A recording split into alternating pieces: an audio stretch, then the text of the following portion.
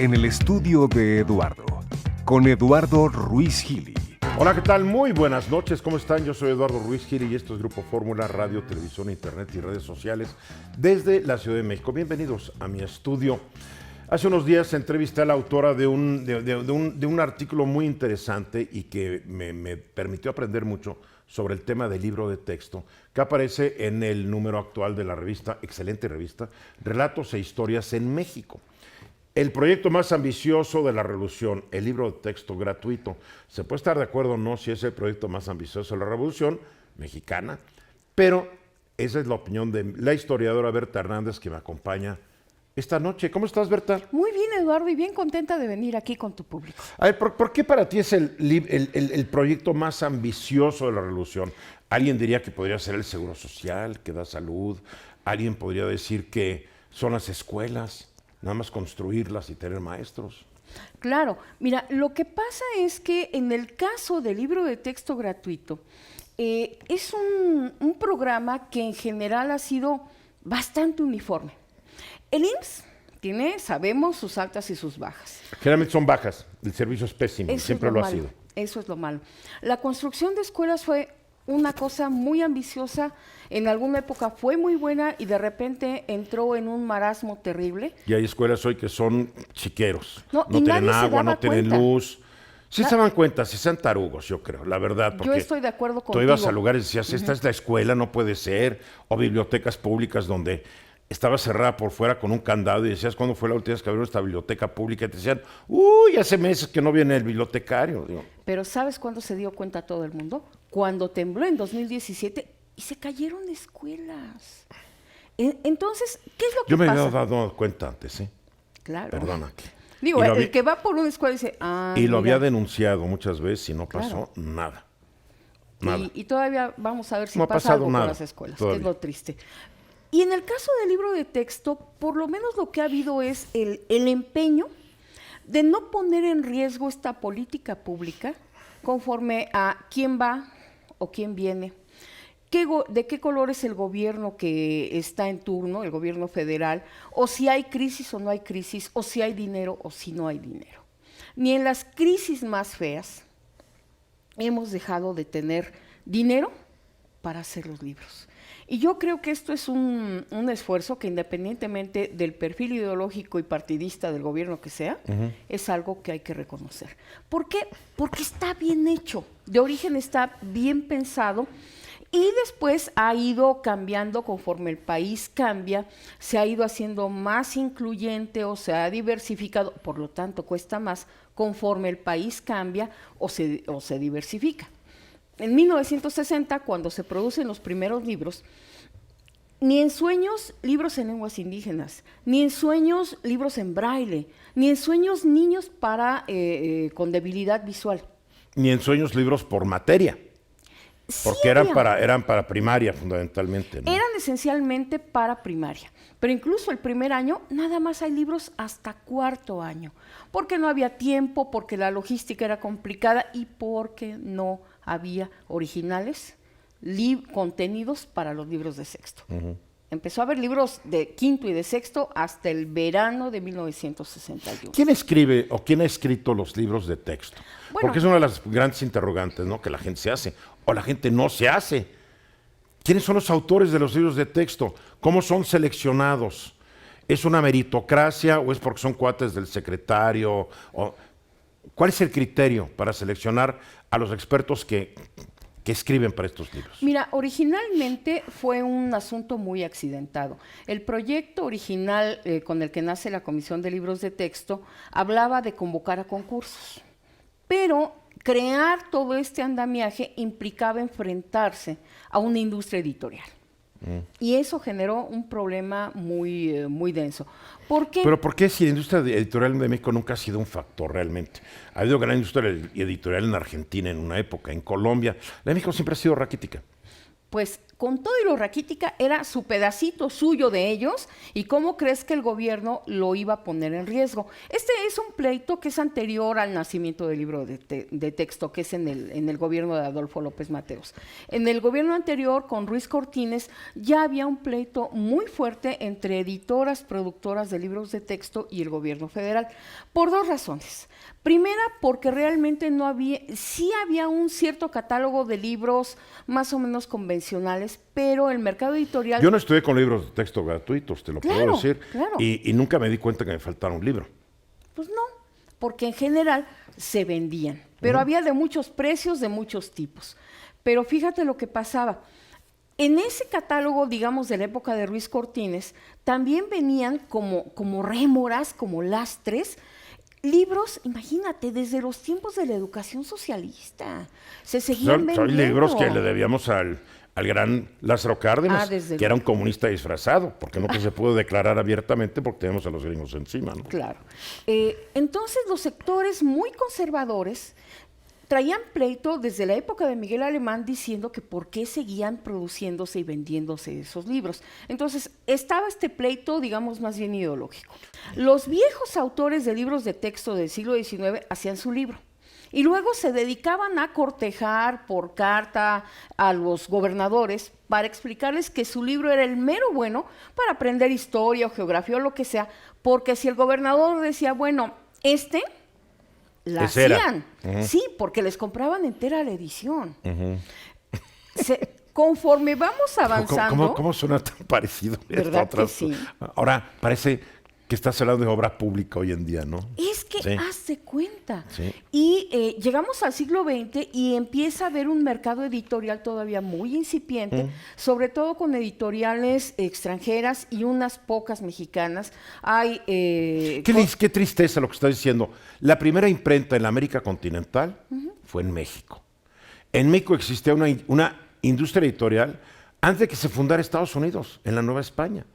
Digo, todas las oportunidades que nos fueron, la vitivinicultura también, hasta que España prohibió que se sembrara la vida en México. Y lo fuimos dejando pasar, ir, y a la hora de la hora... Bueno, ni en el cacao somos potencia, el cacao se originó en el Soconusco chiapaneco.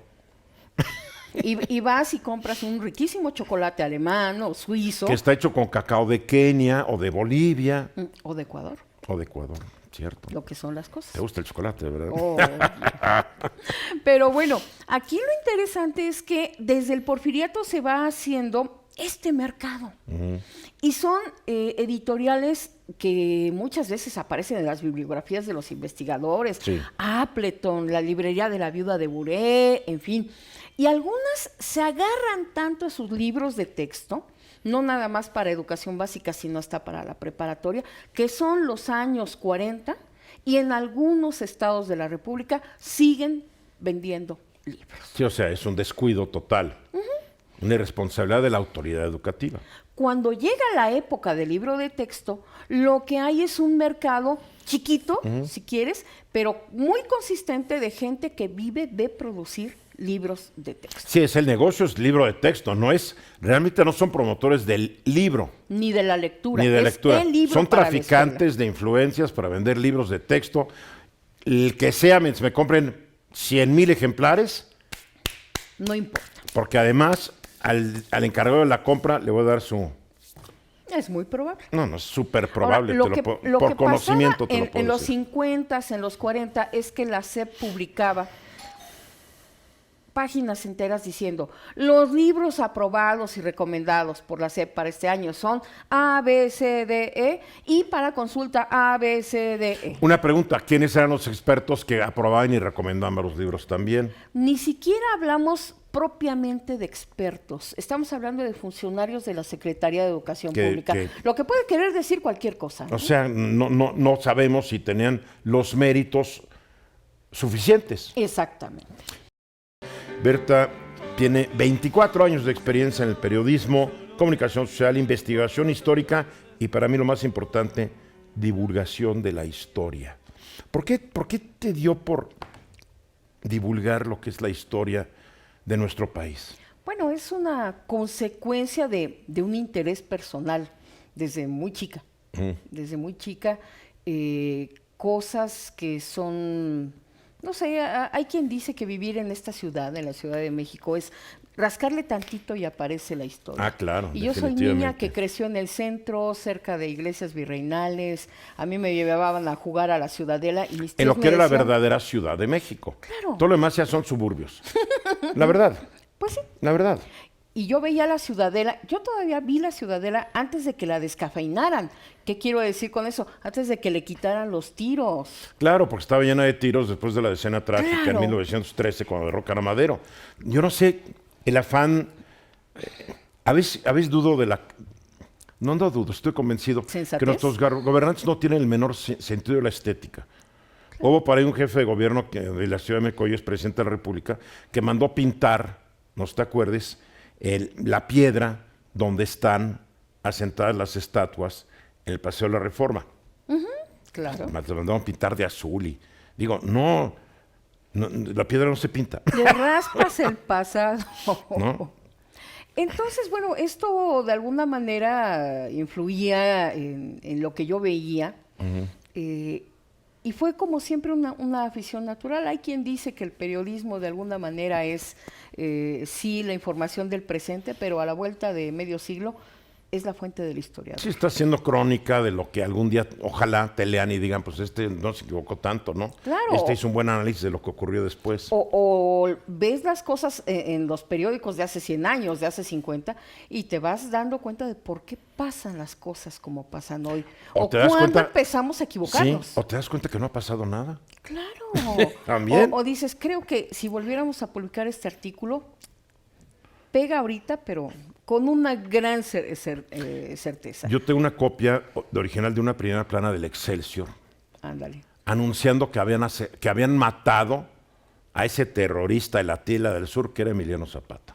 Claro. Pero el Excelsior felicitando al presidente Venustiano Carranza. Digo, o sea, condonando un asesinato, un vil asesinato. ¿Por qué? Porque a la gente se le olvida que estos periódicos empezaron también muy paleros. Otros siguieron de paleros, otros ya son menos paleros. Bueno, así es la historia de México, ¿no? Y Pero así sí, y nos vamos dando cuenta en la medida en que podemos investigar o nos adentramos en documentaciones, en archivos, en cosas que nadie toca o que casi nadie ha tocado. Y por eso es importante contar el pasado. además es un país donde casi todo siempre se mantuvo como secreto de Estado, ¿no? Ándale. Donde investigar era muy complicado. Entrar a un archivo, bueno, apenas están abriendo archivos, oye, del 68. Bueno, ¿Ya pasaron cuántos años? 68 a la fecha, son Sí, ¿cómo no? 51 años. Bueno, deja de Y eso. todavía están cerrados. Un mito que tenía su sustento muy fuerte era el archivo de la defensa. Durante mucho tiempo se decía que la defensa no podía ir y tal. Bueno, lo que pasa es que había un trámite que era un poco engorroso, entonces no todo mundo le entraba al desgaste o le O sea, decían... te la hacían difícil Exacto. para que no dijeran que no había libertad de poder investigar. Yo me acuerdo mucho que hace muchos años don Miguel León Portilla me lo explicó con una metáfora deliciosa. Me dice, mira, con la conquista hace cuenta que te caes y se te hace una costa. Y entonces ahí te estás rasque. Nunca dejas que cicatrice. Y no dejas que cicatrice. Bueno, eso es lo mismo que hacemos. Yo creo que no nada más con la conquista, sino con muchas cosas que nos son incómodas o no sabemos cómo acomodarlas. Y entonces Al luego- discurso oficial. Exactamente, pero el discurso oficial finalmente varía conforme quiénes son los hombres del poder.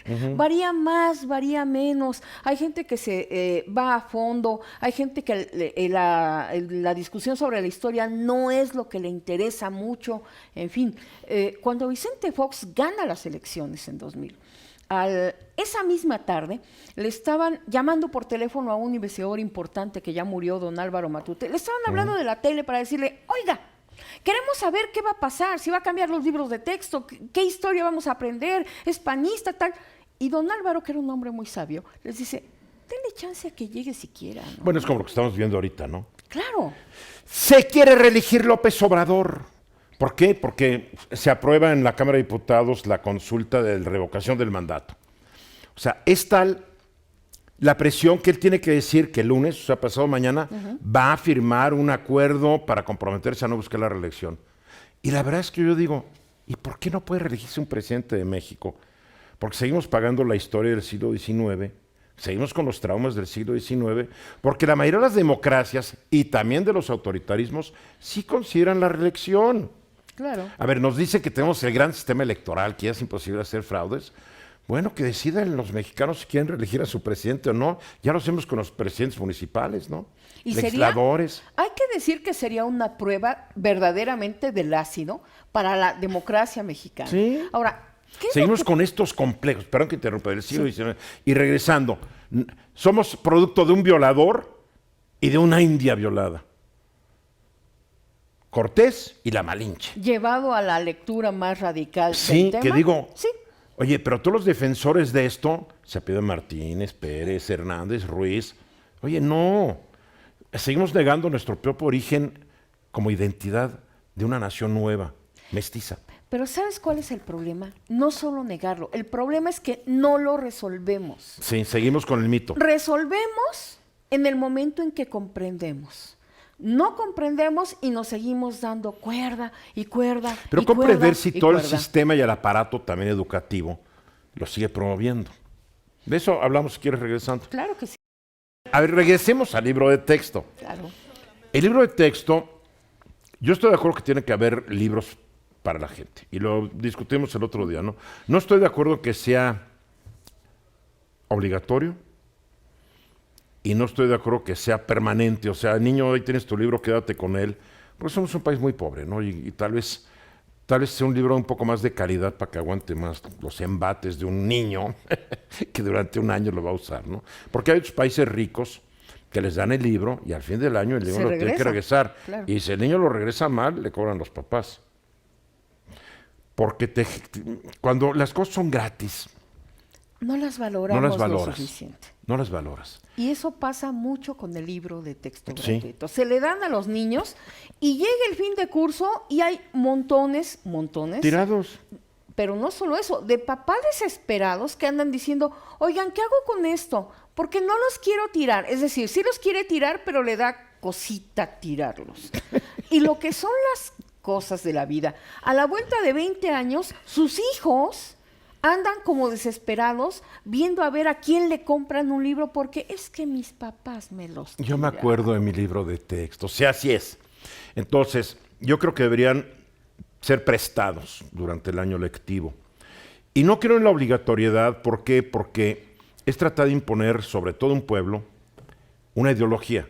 Querrámoslo o no, están cargados de ideología porque los hace un gobierno. Todos los libros. No. En el caso de la educación primaria, que esta es una cosa interesante que sí vale la pena. Y los contar. privados también son con ideología. Pero yo como papá tengo el derecho a saber cuál ideología quiero que abreve mi hijito o mi hijita. Claro. Es mi derecho de papá, ¿no? Entonces, hay familias muy conservadoras que no quieren que en tal año estén hablando de sexualidad. No estoy de acuerdo con ellos, pero es su derecho. Claro. Entonces, ese derecho no se respeta, que es un derecho humano, decidir cómo educas a tus hijos y cómo los educas. Mira, este es un debate muy largo. Que nunca se va a acabar. Y no se va a terminar. ¿Cuál es la situación ahorita más o menos? Mira, en escuelas, sobre todo escuelas católicas, escuelas que incluyen las materias de moral, religión y tal, sí hay escuelas que compran o producen o auspician la producción de libros con su personal visión, en caso concreto de ciencias naturales. Uh-huh. Te pueden gustar, no te pueden gustar, a mí me parece que hay unos muy mal hechos, pero ahí están. Ahora, son nada más los que se venden en esas escuelas. Correcto. Ahora, ¿qué pasa? Pero también les impone el libro de texto gratuito y obligatorio. Sí, aquí la pregunta es cuáles usan de veras y cuáles no. Y ahí hay anécdotas, pero montones. Entonces, que no les den, no hay dinero, digo, no hay dinero ni para la Fórmula 1, lo cual yo estoy de acuerdo. Pero si no hay dinero, a ver, tu escuela privada, ¿no los quieres? Vengan para acá, no voy a gastar en ti, tú sabrás cómo los educas. Ahora, esto sí tendría que resolverse de alguna manera en que no se metan en broncas con el gobierno federal. O el gobierno federal tiene que meterse en serio a modificar la norma respecto al libro de texto. ¿Qué quiero decir con esto? Por ejemplo, en 1960 importaba tanto el esfuerzo económico que implicó que se convirtió en delito federal vender un libro de texto. La pregunta es, 60 años más tarde, si esto aplica para comprar o vender un libro de 1960 en 2019, que pues realmente ya es un asunto de curiosidades, Es es de bonito, colección, es pues tu es de libro, tal, pero y sin embargo puede ir a dar al bote. Porque hay un ¿Alguien? mercado de libros de texto usados. Tremendo, Hombre. tremendo. Y está cometido un delito federal. Que además... Pero no está dentro de los 19 delitos que son bote. Pueden enfrentar el juicio en libertad. Bueno, yo sé de casos donde ha sido una verdadera bronca. Sí, ya imagino. Porque además, bueno, ha habido ministerios públicos que le dicen a la gente que está presentando una denuncia, bueno, ya, den el perdón. Y del otro lado dicen, bueno, ponme por escrito que no es delito. Chin, es que, ¿verdad? Entonces, a lo mejor esta norma, que tuvo su razón de ser en ese momento. Ya no la tiene. Ya no la tiene o hay que adicionarla. Ahora, hay cosas que uno se entera y sí indigna, Eduardo. Mandan los libros de texto.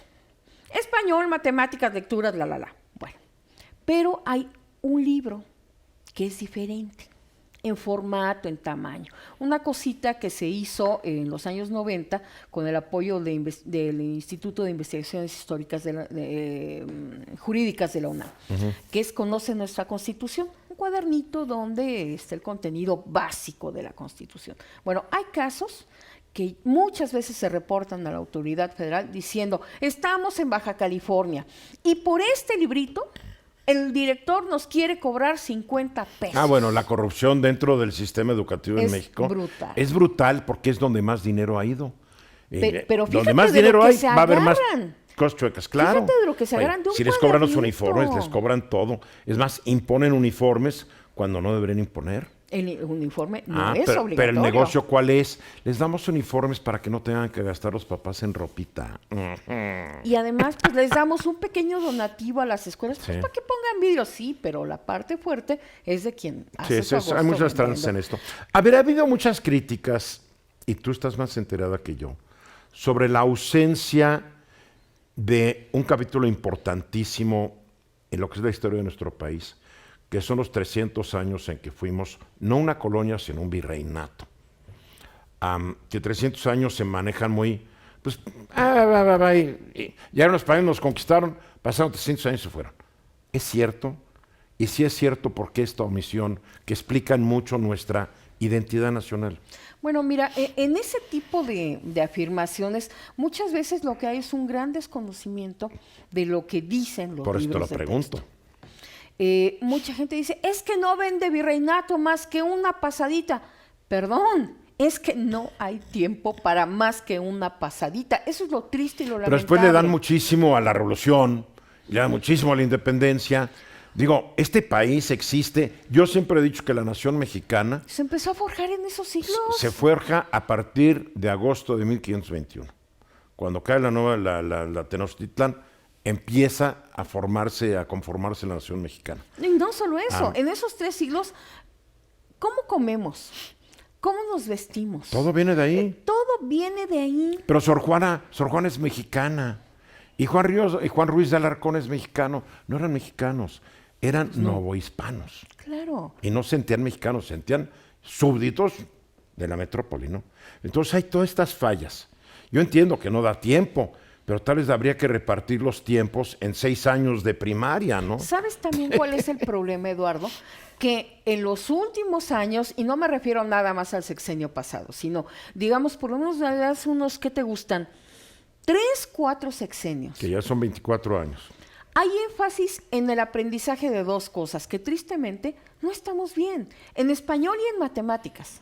Sí, como que conocer el origen de tu nación no es importante. Exacto. O la literatura no es importante. Digo, el arte no es importante. Te digo por qué es eso. Porque una clase de tecnócratas. Y los tecnócratas, todos estos, gente muy inteligente, lo voy a negar, pero que todos fueron a grandes universidades gringas, ingleses, franceses, etcétera, regresaron con su doctorado, con un complejo de que ellos saben más que nadie. Porque yo los he tratado. Todos los, ¿cómo se llama? El secretario de Hacienda, que después fue a Relaciones Exteriores. ¿Cómo se llama? Antonio Mid. No, Mid, el que impuso a Mid como candidato a la presidencia. ¿Cómo se le olvida a Luis uno? Videgaray. Luis Videgaray. Ellos creen que saben todo. y que el resto del país somos una bola de idiotas. Entonces, para ellos, que tienen una visión utilitaria, dicen, un historiador no sirve para un país. Pues es el pleito de qué hacen Un las artista humanidades, no sirve. ¿no? ¿Para qué los Sí, queremos? para ellos las humanidades es para ellos tal vez, porque ellos tienen cultura, bla, bla, bla. Pero para el pueblo llano, no, hay que prepararlo para ser un trabajador, un empleado, tal vez capaz, un empresario. Pero es lo que imperó. Una educación utilitaria. Solamente español, solamente matemáticas. Ridículo. Muy poca lectura y lectura con estos criterios de que avanzado el que es bueno para leer es el que lee más por minuto. No, cosa pues claro es que así no, muy claro ridícula. que no, ridículo. Arte cero. Y en cambio historia. Pues si puedes dedicarle un día a la semana, pues está bien. ¿Cuál es el resultado? Que a la hora de comparar con las famosas pruebas PISA y lo que había antes, con los países de la OCDE, bueno, es un desastre. Porque tampoco sirvió matemáticas y lectura. Exactamente, pero te vas al otro lado a historia y ¿qué crees? Que resulta que historia es la materia de la que menos saben los niños de México. Y es nuestra identidad. Y es penosísimo. Es como no saber, bueno, lo digo, he conocido gente. Hay gente que ignora la edad de sus papás. Hay gente que ignora de dónde eran oriundos sus abuelos o bisabuelos. Entonces somos un país donde hay una gran falta de conciencia de la historia familiar y de la historia nacional. Y cuando tú no sabes de dónde vienes y cuando no sabes de dónde viene tu país, pues la verdad no sabemos a dónde vamos, ¿no? Y se vuelve una vida errática, una vida colectiva errática, Sin donde identidad. no importa ir dando bandazos. Sin ¿no? identidad, a fin de cuentas, ¿no? Por eso hay que seguir hablando de historia. Ah, claro. Estoy platicando esta noche con Berta Hernández, periodista, difusora, sí está bien, ¿verdad? Difusora de la historia. Así es. Ella hace periodismo histórico, nos habla de lo que ha pasado en nuestro país, que la historia de nuestro país es fascinante, Es tal vez una por lo maravilla. caótico, desorganizada, es de una pasión humana, todos contra todos. Además hoy vivimos tiempos tranquilos. En el siglo XIX y principios del XX, cuando perdías, no te mandaban a la banca, te mandaban al paredón. Digo, es increíble la hazaña que había de unos contra otros. Agarraron a la gente, ya agarramos al general y a sus 100 soldados, fusílelos a todos. Aquí no había discusión. Hoy, bueno, te vas a la banca, hasta acabas perdiendo de asesor de los que Negocias, llegaron. Te aguantas un ratito, luego Sí, regresas. Te metes a la grilla, digo, Claro. o te vuelves consultor, como ahorita todos los También. periodistas son consultores. A ver, así eran mis libros, la colección pictórica de la Comisión Nacional de Libros de Texto Gratuitos. Este libro, ¿qué me va a mostrar? Este libro te va a contar la historia de una colección pictórica, donde están cuadros que en una primera etapa se mandaron a hacer, pagados por la comisión para que fueran las portadas de los primeros libros. El más famoso es La Patria de La González Patria, sí. Camarena. Pero hay otros muy interesantes que la comisión todavía exhibe en muchos lugares. Y hay una segunda época. ¿Dónde están esos cuadros? Bueno, mira, la historia es muy interesante. Originalmente, te digo, se mandaron a hacer para fotografiarse y convertirse Sí, en portada. sí, claro. Entonces se quedaron durante años en la oficina del director general de la comisión, en el viejo edificio allá en la Doctores, en Río de la Loza. Tiembla en 85 y aparte de que el edificio, aunque está muy bien cimentado, se resiente porque estaba lleno de rotativas y tal. ¿Sabes cuál es? El famoso búnker de la Procuraduría de Sí, la ahorita Ciudad es de el México. famoso búnker, entras y es un búnker. Bueno, en esa época se siente, pero finalmente la gente de la Que comisión... además es muy curioso, está en la colonia de Doctores, pero en la calle donde está, tiene el nombre de un general, David Hernández, creo Gabriel que es. Hernández. Gabriel Hernández. Entonces, mucha gente se confunde, pero la colonia de los doctores son puros doctores. Este haber sido un médico militar. No, te voy a ¿No? contar quién Mira es. cómo sabes tú Gabriel más. Hernández era un militar maderista. Ok. ¿Y sabes por qué se llama así la calle? Porque en la decena trágica lo apresan, lo matan y lo queman en la placita que está ahí junto al Centro Escolar Uy, Revolución. qué miedo. Por eso la calle se llama así. ¡Qué historia! No, es una historia, híjole. Sí. Pero ese... Es el de la patria. Exactamente, ese Es el de la patria. Este es el libro más, este es el cuadro, creo que el más icónico de todos los libros de y de texto, hecho ¿no? es el gran símbolo de la educación pública en el siglo XX. ¿Y quién lo pintó, dices? Jorge González Camarena. Jorge González, porque eran dos hermanos, ¿no? González Él y Guillermo, el inventor. Sí, ahí está. Y es un cuadro verdaderamente, aquí el color es muy intenso, es un poco más pálido, Sí. pero es un gran cuadro y sobre todo tiene un gran impacto, valor emocional. Es muy emocional y es muy nacionalista, ¿no? La Es la patria es una alegoría mujer del vestida de desarrollo blanco, estabilizado. porque en muchos países la patria siempre es una alegoría de una mujer, Siempre. pero aquí está el águila azteca, que nadie los quería, devorando una serpiente, aunque hay gente que dice que estaba devorando un pajarito, nadie se pone de acuerdo tampoco, y ahí vemos maíz, calabaza, o sea, todas las cosas mitológicas de esta nación, ¿no? La idea Que de me la encanta. prosperidad y el desarrollo, Sí. porque lo que tiene esta mujer en la mano es Es un un libro, libro. y el lomo es el engrane de la industria. Sí, sí, ahí Entonces está el tienes engrane. todos los elementos que en 1960 parecían augurar un futuro mejor. Oye, este libro todavía está a la venta. Yo creo que no, porque este libro Lo hiciste en 2011, ¿no? Sí. Sí, se auspició por la Comisión Nacional de Libros de Texto Gratuito en una época en que interesaba mucho recuperar su historia. Ojalá que en algún momento se rescate o veamos si lo volvemos a editar. Después aquí hay este otro libro que es La trinchera del tiempo, Martín Luis Guzmán y el libro de texto gratuito en el Semanario de la Vida y la Verdad. Mucha gente, los que saben quién fue Martín Luis Guzmán, lo ven más como el novelista. Claro. Y no saben que él fue la fuerza fundacional del libro de texto gratuito.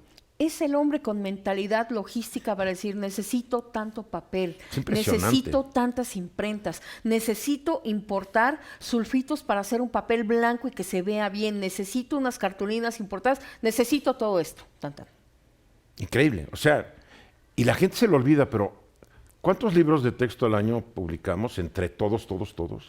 Y digo publicamos porque es un esfuerzo de toda la Claro. nación. En el año pasado se produjeron 186.6 millones de libros, preescolar, primaria y secundaria. Que además se elaboran en un tiempo determinado para que el primer día de clases ahí estén. Tienes que empezar a producir fines de octubre, noviembre, empiezas con primaria, preescolar.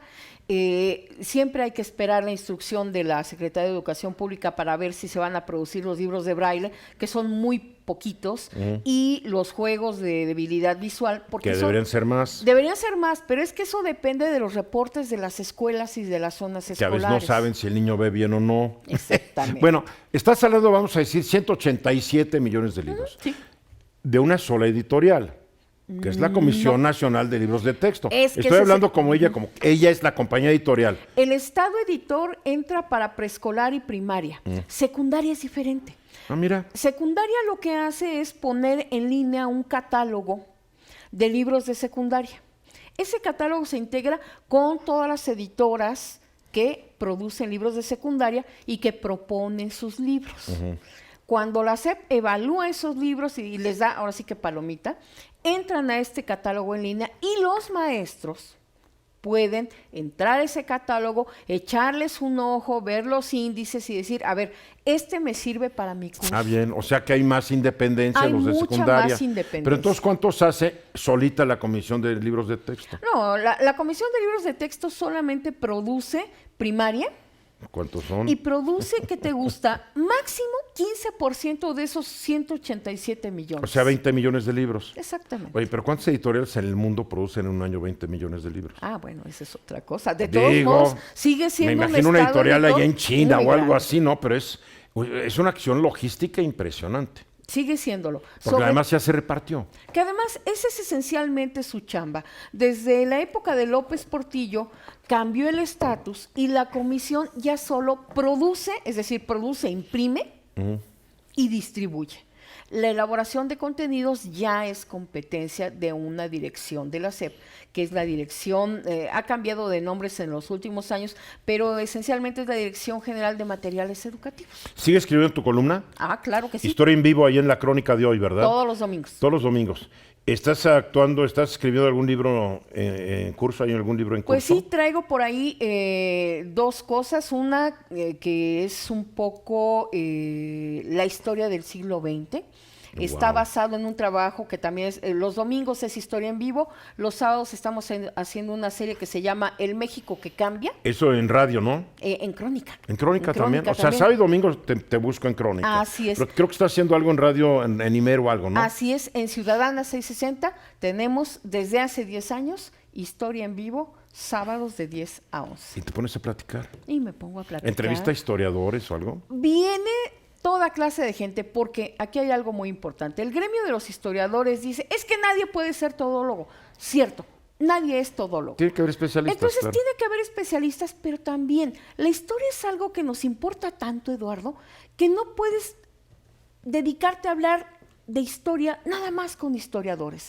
Entonces, afortunadamente, tenemos una audiencia generosa y han venido cineastas. Claro.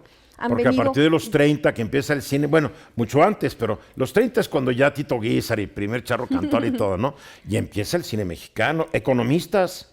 Economistas, Arquitectos, vienen hombre. arquitectos, viene gente de muchos perfiles a hablar de historia. A Historia en Vivo fue, por ejemplo, Antonio Serrano a hablar de esa preciosa película llena de errores históricos, pero que es preciosa, que se llama Hidalgo, la historia jamás contada. Fue Dagoberto Gama, actor, a decirme qué se sentía actuar haciéndola de Morelos. Fue un descendiente del señor que dijo que se habían robado los huesos de Morelos. Es decir, Oye, ¿no llevaste al descendiente de Zapata que los... ahorita que- anda muy ocupado. que cuando, sí, como que ya agarró popularidad, pero además cuando dijo, aquí los que se sientan en las sillas se marean, y al lado está Y López entonces dice uno, Obrador. ups, Como me dio risa. esas son las trampas de la historia. Sí, Por claro. eso hay que saberlas. Claro. Oye, qué gusto platicar contigo. Te voy a invitar más seguido al programa para que hablemos más de historia. Creo que hay que hablar mucha historia. La gente tiene que entender de dónde viene este país, porque de repente creen que con el actual presidente, yo digo, no es un hacedor de milagros, pero como hay una ignorancia de la antigüedad de los problemas, de lo enraizado que están en el tiempo, están esperando que en 6 años va a cambiar todo, que la pobreza va a acabar en 6 años, que la violencia va a acabar en 6 años, todo se va a acabar, y no. Claro que El problema no surgió ni con el PRI, viene de antes del PRI, viene de antes de Tenemos don Porfirio. Historias viene- muy, muy viejas, lamentablemente viejas. Y por eso hay que seguir explicando cosas, hablando de historia, desde volver a repetir una y otra vez, no, Juan Escutia no se aventó con la bandera, que esa es una de las de cada año. Y no eran niños héroes, era una boda de adolescentes. Creo que el mayor tenía 20 y tantos años, ¿no? El mayor tenía 21 años. Entonces no era un niño. Y para esa época ya era todo un señor. Claro, lo que pasa es que estamos tamizados por el porfiriato y la infancia es una invención porfiriana. Claro. Y qué mal hemos tratado la infancia en este país. Uf. No, hombre. Berta, me da mucho gusto verte. Querido Eduardo, qué gusto haber venido. Berta Hernández, rápidamente la gente, tengo que dar tu Twitter, @BertaHistoria. ¿Quieren hablar con Berta? ¿Quieren comunicarse? ¿Quieren comentar, intercambiar ideas? Siempre está ella, Berta. @BertaHistoria en Twitter. Berta con TH, ¿verdad? Claro. Berta, gracias. Gracias. Soy Eduardo Ruiz Gili. El próximo sábado, en punto a las 9 de la noche, estoy aquí, hora del centro. Pero antes, lunes 3:30 de la tarde, estoy aquí de regreso en Grupo Fórmula.